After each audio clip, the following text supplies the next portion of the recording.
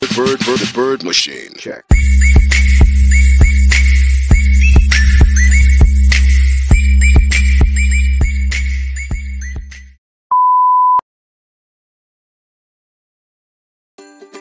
Tuvojas svētki, kurus gaida visvairāk – jaunais gads.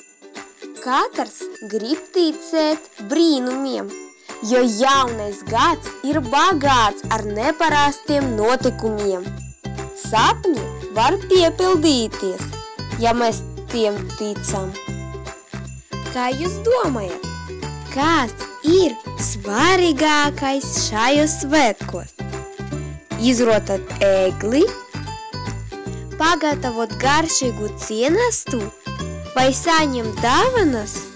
Protams, tas viss ir svarīgi, bet pats galvenais ir būt kopā ar savu ģimeni un tuviem cilvēkiem, jo materiālas vērtības nekad nespēs aizstāt īstu ģimenes siltumu. Gandrīz piemirsu.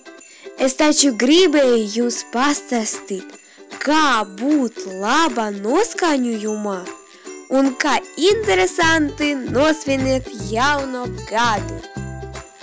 Sāksim ar telpas rotāšanu. Telpas rotojumiem labāk izvēlēties zaļu, sarkanu un zelta toņus, kas raksturīgi jaunajam gadam. Pārblīvieta telpa ar rotojumiem radīs nospiedoši noskaņu un cilvēks jutīsies slikti.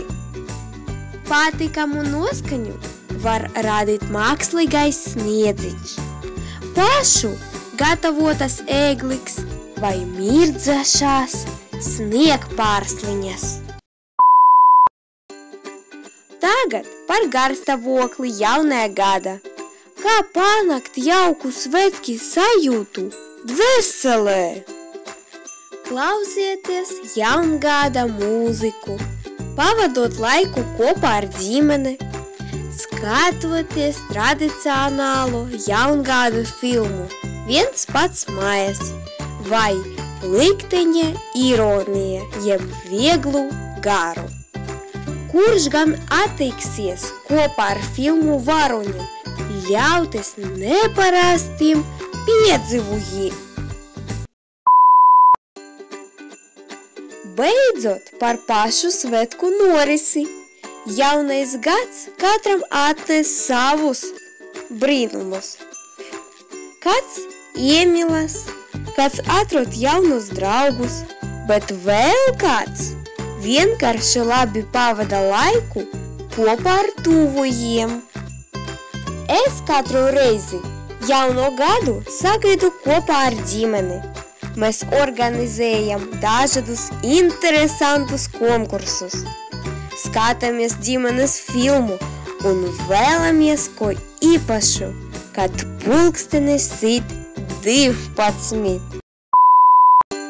Nobeigumā gribu visiem novēlēt laimīgu jauno gadu, prieku un galvenais veselību, kā arī jautri nosvinēt šos svētkus. Lai izdodas! Atā!